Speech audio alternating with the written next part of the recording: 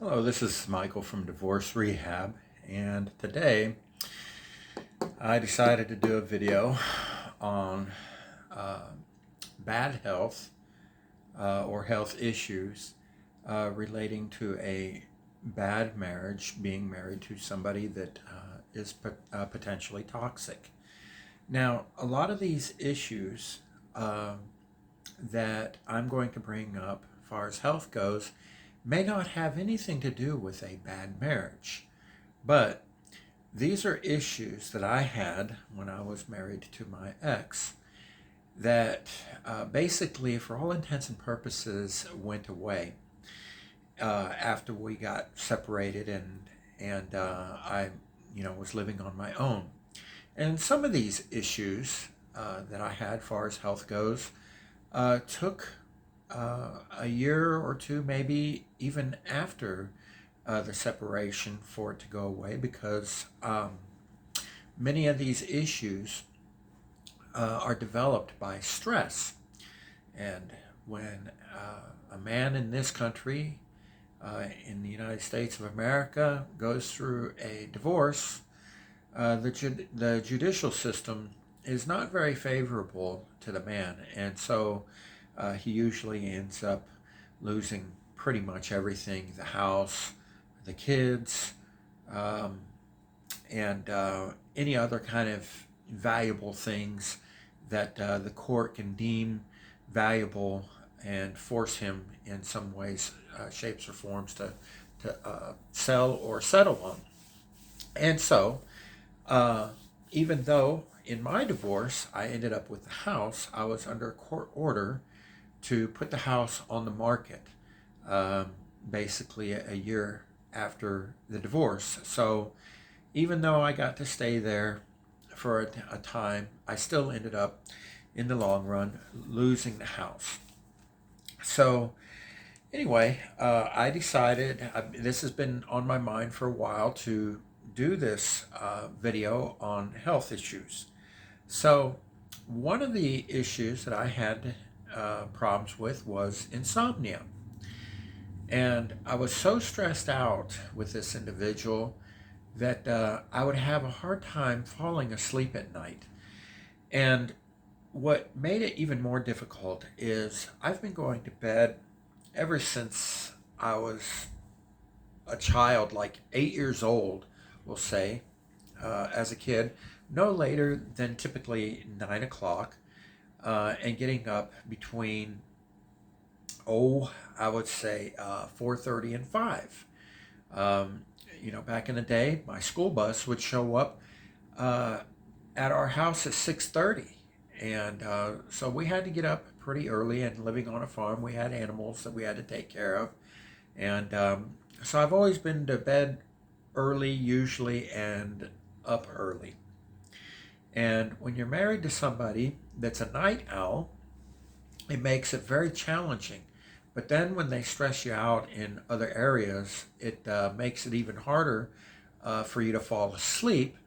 And when they come into the bedroom at 11 o'clock after you've already just fell asleep at 9:30, 10 o'clock or whatever, and they come in bumping around in the bedroom, they turn on the bathroom light, leave the door wide open, and the head of the bed is by the doorway to the bathroom, and it takes them a half an hour to take their earrings out, wash their makeup off their face, find their pajamas, get dressed, do their skincare products on their face, and then finally come to bed.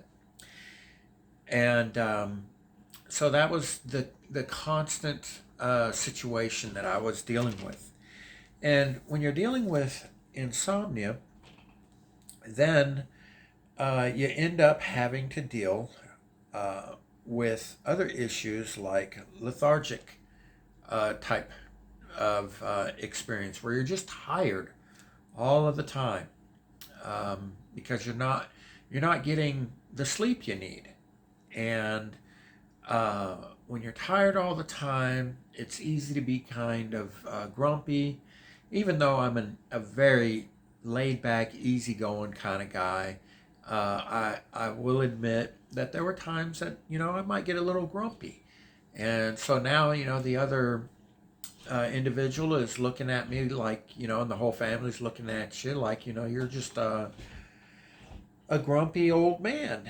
And so, it's just kind of a unfortunate situation when you're dealing with insomnia and being tired all the time. Um, the next thing I was, having a hard time dealing with, as far as just being grumpy and tired, was constant back problems. Um, Now, I was diagnosed with scoliosis when I was 16. So I've always had back problems off and on. I was a brick mason for 17 years. That's really hard on the back. Um, so that's why I got into shed building, which is a little easier on the back. But at the time when I met my ex and we got married, um, not long after we got married, my back went out so bad that I was out of work for 2 weeks and flat on my back. And I literally had to crawl on my hands and knees just to make it to the bathroom. Now, I had never experienced that kind of back pain that I had during all of my years in training, martial arts for 7 years, uh, surfing, riding motorcycles, boating. I mean, all kinds of different activities that I was involved in, injuries and such, even being slammed on my back in martial arts training during grappling. Um, I never had experienced anything like it. But, here I am. I'm in my driveway and I try to scoot a little generator kind of out of the way. And uh, as soon as I touched it and tried to move it a little bit, boom, I went down. My back was out and I was out for weeks. And, and throughout the marriage, for the rest of the time, I just continued to have these back problems. So, um, the next thing I want to mention is diarrhea. So imagine being married and you're regularly having back problems, you're regularly having um, diarrhea. Um, Not to mention, another one I'll get to is gassy. So physically, you're gassy, bad back, diarrhea, uh, these physical problems that you're having that are causing you to be uncomfortable and in pain constantly, whether it's all three of them at the same time or whether it's one or the other, you're always going to be having problems. Now, for some people, a lot of the times they have headaches and migraine headaches. Now, I didn't suffer from headaches or migraine headaches or anything like that. Yeah, occasionally I would get a headache, but I think everybody gets one once in a while. But come to think of it, I can't remember the last time I had a headache. So that may be something that you can add to the list. But anyway, so diarrhea is another one. But gassiness, um, I hate to say it, but I could drink a glass of water and get gassy or eat a salad. It didn't matter. Anything that touched my stomach would make me gassy, constantly just gassy. Um, Nobody in the family wanted to be around me because I was just constantly gassy.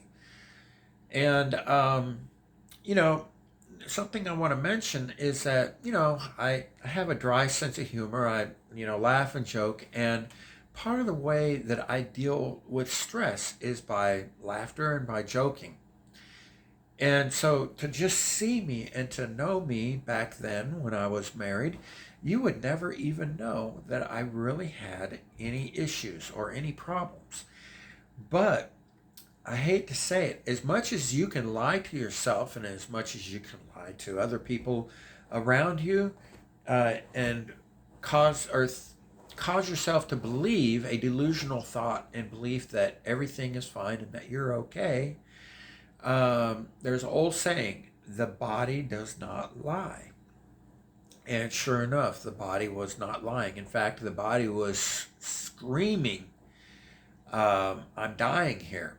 And parts of me were beginning to uh, fail on me. Um, and I don't know how long it would have been before I started having organ failure type issues, you know. And But at this point in time, I was, for all intents and purposes, sick and just didn't even know it. So let's see.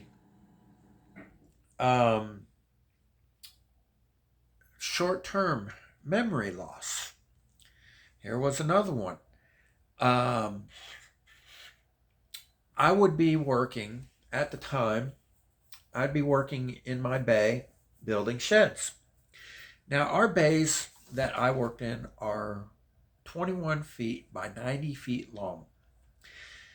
I could be at one end of the bay and forget my carpenter's pencil for marking out material, and I'd walk all the way to the other end of the bay where my workbench was to grab a pencil or to grab a tool and completely forget what I walked all the way down there for.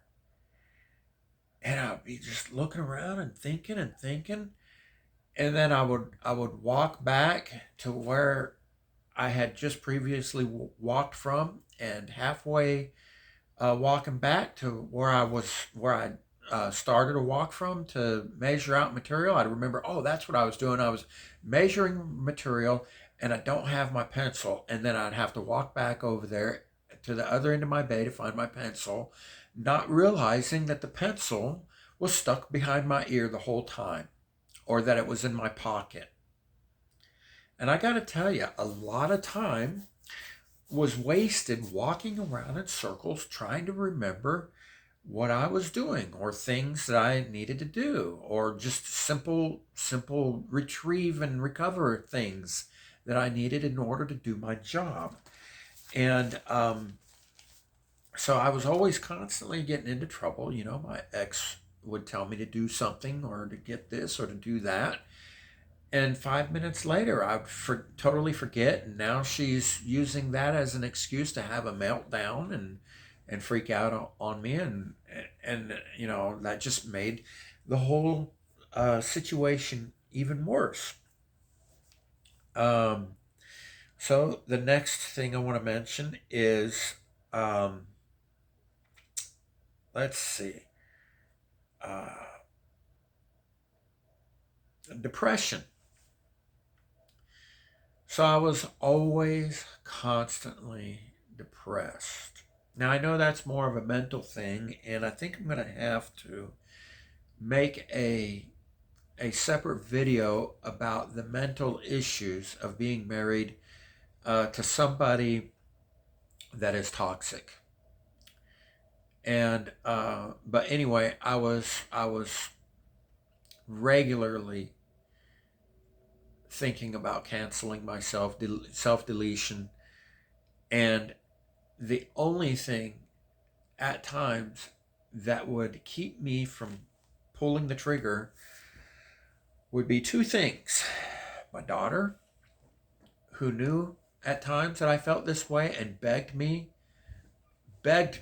not to self delete myself, and the fact that if I self deleted myself, there is a high probability that I would not make it into the kingdom of heaven. Because whether you're deleting yourself or deleting someone else, it's still a sin in the Ten Commandments that you cannot commit. And you will, for all intents and purposes, go to hell for it. And so that was all I had at times to keep me, the fear of going to hell, and my daughter begging me not to delete myself was sometimes all I had to keep me from pulling the trigger. And this was before the divorce. It even got worse after the divorce because now I no longer had my daughter. that I could talk to, or my stepson. Um, so the very first thing I noticed as far as my health when I first got married, I would say probably 3 months after I got married, aging. I began to age very quickly. Within 3 months, I got my first gray hair. Now, I know that doesn't sound like a big deal, but at the time when I got my first gray hair, I was 31 years old. Who does that? Well, in today's modern day and age, um, there are a lot of people stressing out with life, the economy, our uncertain future. We live in a very godless society. And so there's a lot to be stressed out about. But back when I was, 31, whatever, usually the only people that were starting to turn gray at that age were people that have already been married for 5 or 6 years, and that should have been my sign back then. But I started to age very quickly. And you can say, oh, well, how can you blame that on your ex? I mean, everybody ages, everybody gets gray hairs. It's not a big deal, whatever. And yeah, that's true. That's very true. But, think about most men that become president of the United States. They go in there looking fairly young.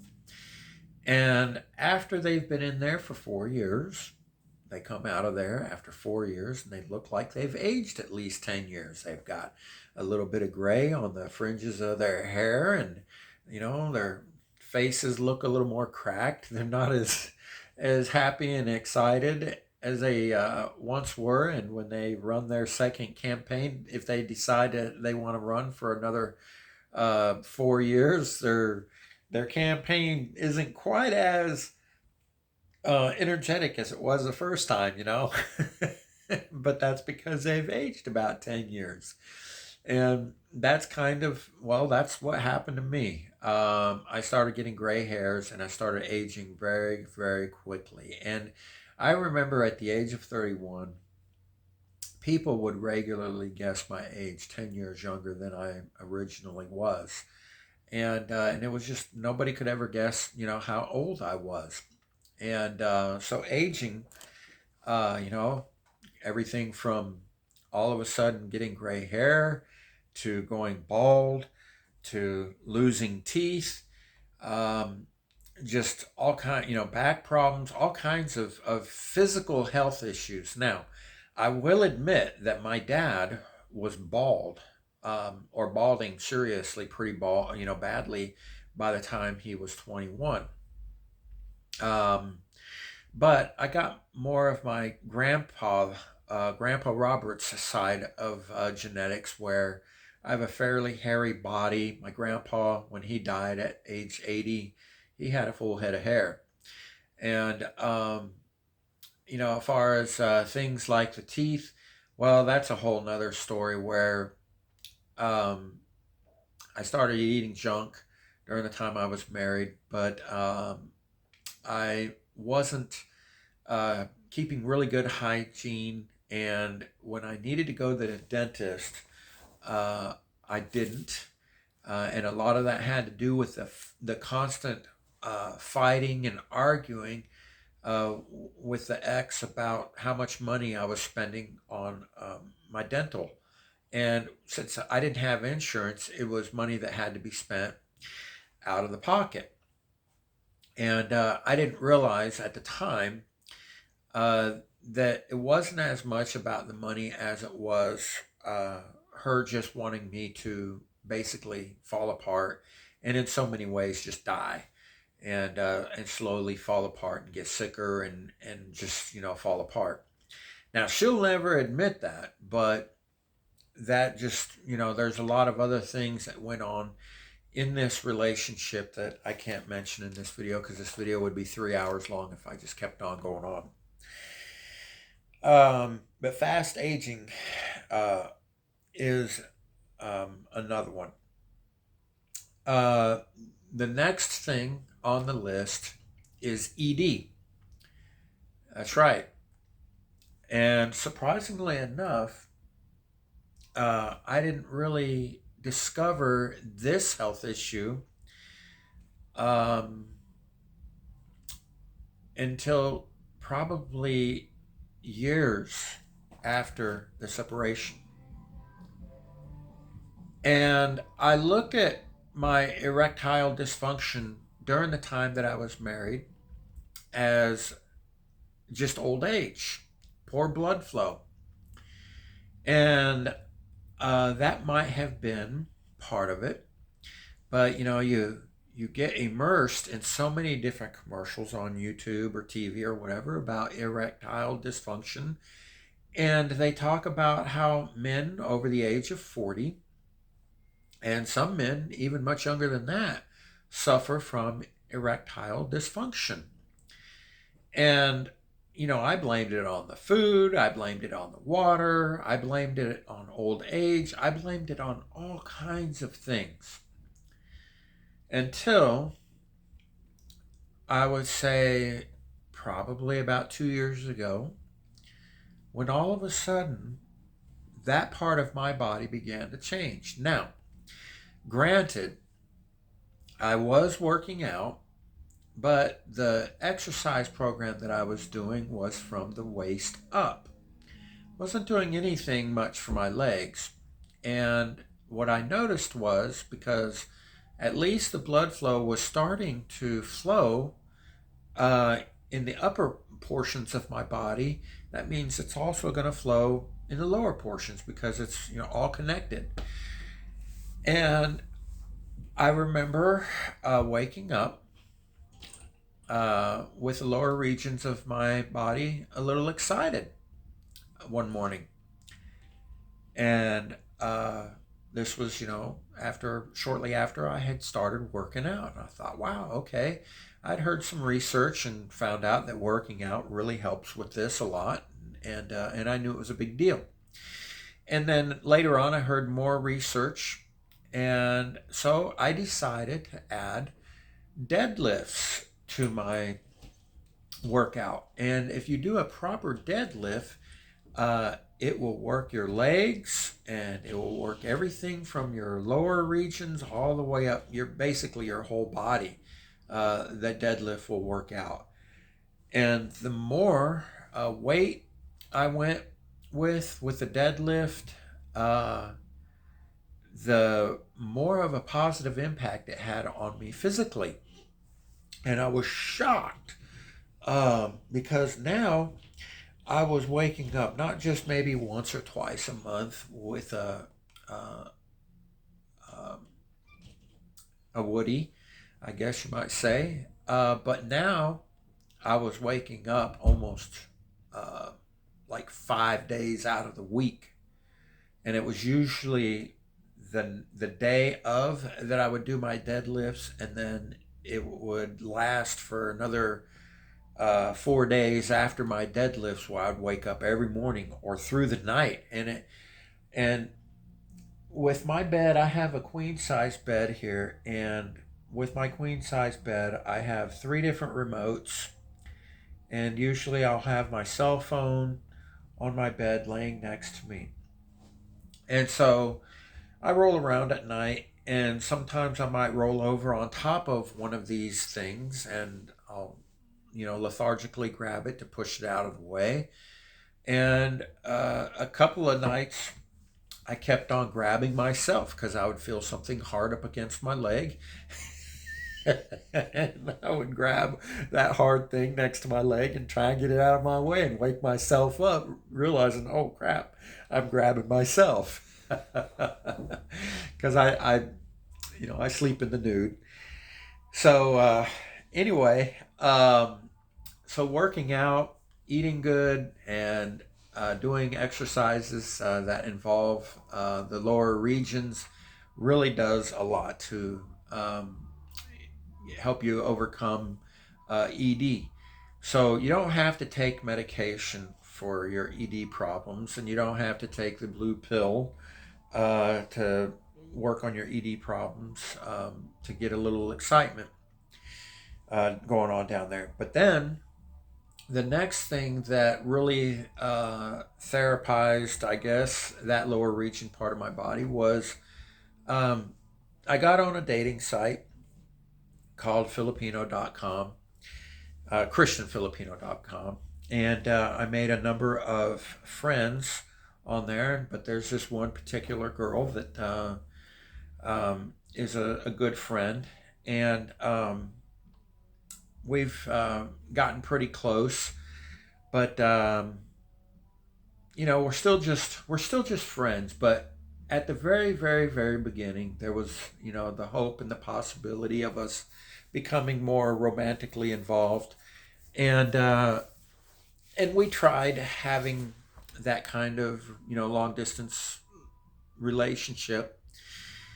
And she made me feel like a man again. She made me feel good about myself. And for the first time in my life, I had a woman that I felt and believed that was really into me, and I was really into her.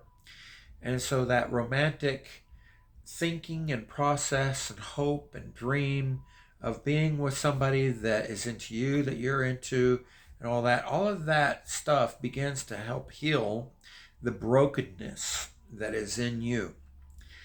And it begins to heal the body. And I attribute my relationship with this girl, and we may never ever end up together.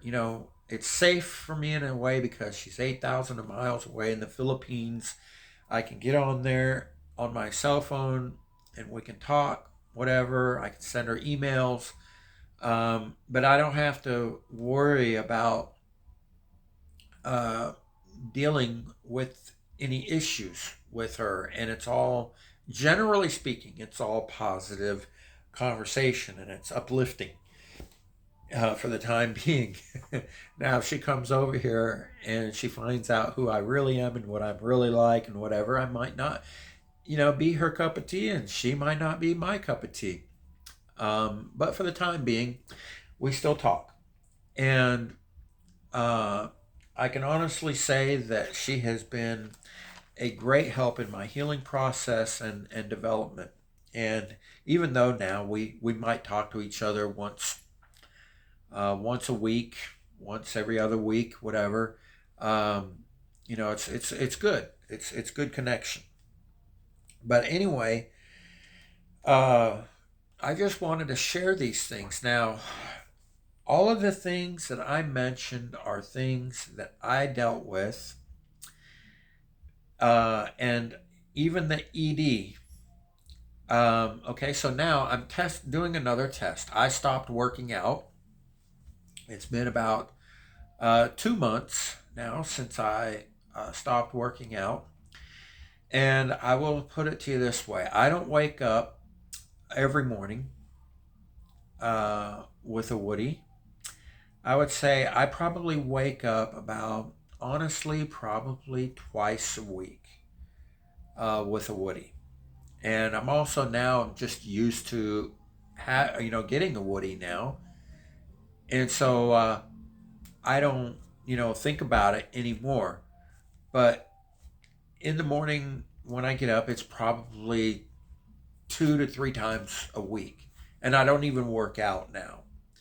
So that should say something. And all of the other health issues that I had are totally gone. Okay. So that says something. That should say something. Okay. So, men, if you're having these problems, um, and you're having all of these issues, or even, I would say, even just 3 or 4 of them, these are things that you might want to consider. Now, I'm not saying that any of these issues are a reason or an excuse to get a divorce. My ex divorced me, and one day I will produce a video that will explain the process that I went through to go through that divorce and how it came into being and the things that I did to kind of like hurry it along. And a lot of it was just getting back into the Word and being biblical and doing the things that I knew as a man of God I was supposed to be doing that I hadn't been doing, and I dropped the ball. And I knew that as I began to read the scriptures and actually follow through with the things that it said for me to do, that she would look at me as somebody that was mean, being patriarchal, and her being a feminist that she is, who thinks she's conservative because she's a Christian and she voted for Trump. Feminism has really had an impact on her life and how she thinks. But anyway, I just want to share this, and I want you guys to be encouraged. And I would encourage you to really get into your scriptures, to really read the scriptures, confess your sins, and really develop that relationship with God. And your healing will take place. It will start taking place in that area of your life first. And as you begin to pursue God with all your heart and soul and actually put into practice the things that you are learning, one of two things is going to happen. Either your ex is going to see it and she's going to be turned on by it, or change possibly, or she's going to be turned off by it. And I hate to say it, but you may end up finding yourself being a statistic of the 70 to 75% rule, where the woman or the wife of the household chooses to get a divorce. However, if your relationship with God is starting and strong, knowing that He will be there by your side every step of the way, He will give you the strength to persevere and get through any situation that you are faced with. And I can honestly say it is better to be alone and with Christ and happy than to be with someone alone and miserable and be barely hanging on by your fingertips with a relationship with God. Because I'm going to tell you something, being married to somebody that is toxic is going to challenge your relationship on a consistent basis in your relationship with God. Okay? So these are things to think about. And with that being said, I'm going to go ahead and close this video. It's already twice as long as I wanted it to be. All right. I'll see you later, and God bless you guys.